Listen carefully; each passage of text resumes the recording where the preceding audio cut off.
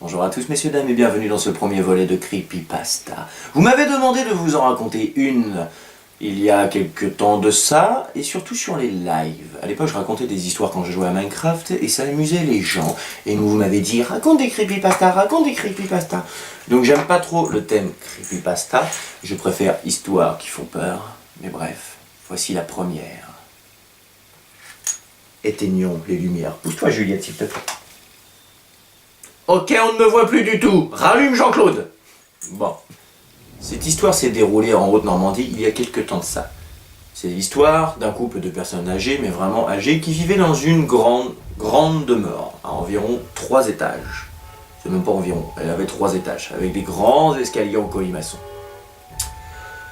Le problème de ce couple, qui vivait le parfait amour, était que Roger, le mari, avait une forte tendance à surprendre Monique, la femme. Donc, il arrivait généralement tout doucement dans son dos, même sans le vouloir, la faisait sursauter à coup sûr. Un beau jour, Monique décida d'offrir un cadeau à Roger et lui offrit une petite clochette en pendentif. Roger se demanda un petit peu pourquoi est-ce qu'elle m'offre une clochette. Je suis quand même pas un chien, c'est quoi le délire? Et là Monique lui expliqua tout simplement que elle en avait marre d'être surpris furtivement par son mari et elle a donc décidé de lui offrir une petite clochette, comme ça elle saurait toujours où il est et elle l'entendrait toujours arriver. Roger trouve ça rigolo, installe la clochette autour de son cou et va se coucher comme tous les soirs.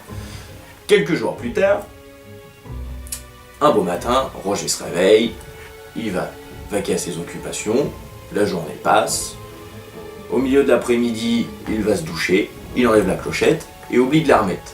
Le soir, il vient pour rejoindre sa femme dans la chambre, il monte les escaliers tout doucement, à son rythme de personne âgée, il arrive en haut du dernier étage, et là, demande poliment à sa femme un coup de main. Sa femme, pris de panique, ne l'ayant pas entendu arriver, se retourne brusquement et donne un coup de coude dans son mari. Ce dernier perd l'équilibre et dévale toutes les escaliers. La première partie, la deuxième partie, la troisième partie, on va pas se mentir, arrivé en bas des marches, notre bon Roger, c'était un bretzel, il était plus très frais.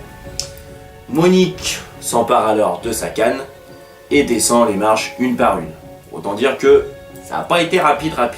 Arrivée en bas, elle constate avec effroi que son mari est décédé. Elle se dit donc, pris de panique, c'est de ma faute. Qu'est-ce que je vais faire? Si je préviens la police, ils vont certainement m'arrêter.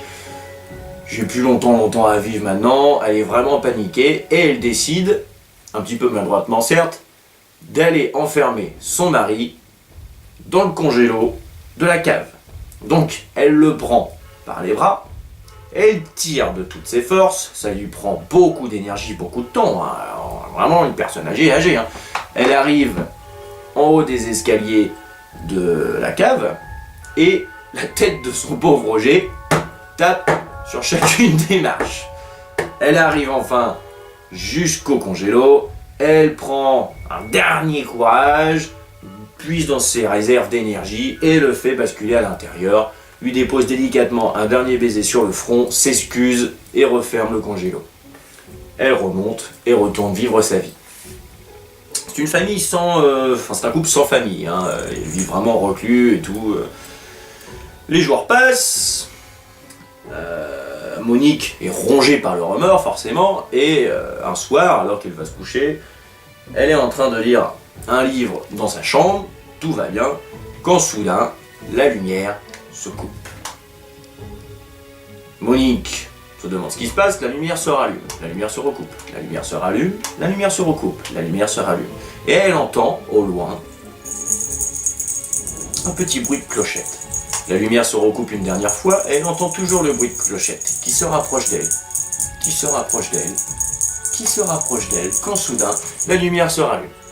Monique, quand même assez effrayée, pose son livre, laisse la lumière de sa lampe de chevet allumée et essaie de s'endormir.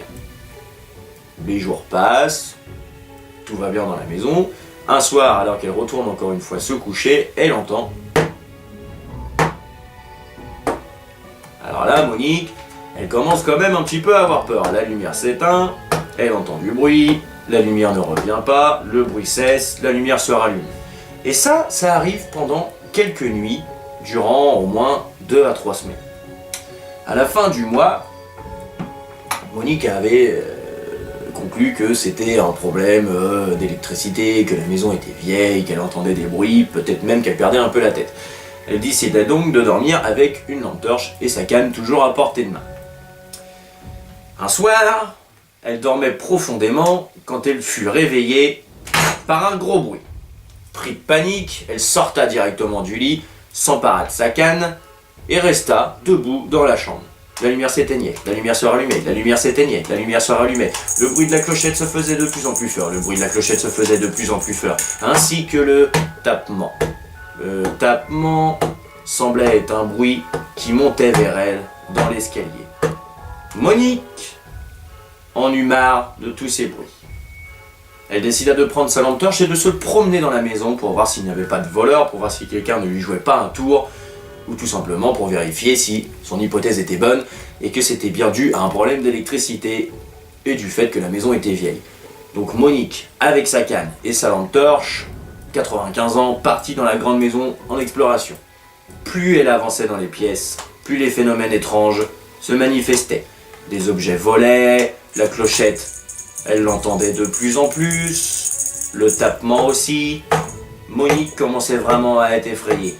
Et à un moment, la lumière fut restée allumée pendant 2 minutes, et quand elle se rétint, elle entendit « Monique, Monique,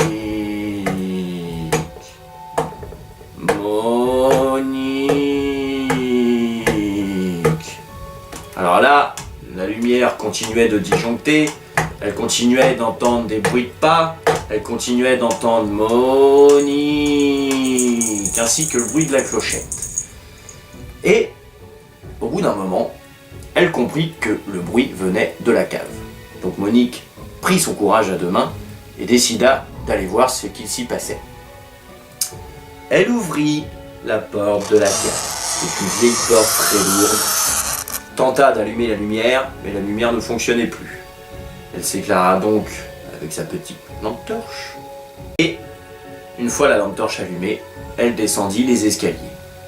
Plus elle descendait, plus le bruit s'intensifiait. Monique, Monique. Là, pris de frayeur, elle comprit que le bruit venait du cadavre de son mari qui était encore dans le congélo. Elle décida fermement et courageusement d'aller vers ce fameux congélo. Monique, Monique. Plus elle avançait, plus les bruits s'intensifiaient. Monique. Là, Monique coinça sa canne entre le couvercle du congélo et le congélo lui-même et tira de toutes ses forces pour l'ouvrir. Elle tirait, elle entendait toujours Monique, Monique. Et au bout d'un moment, Monique. La canne céda et le congélo s'ouvra. Monique!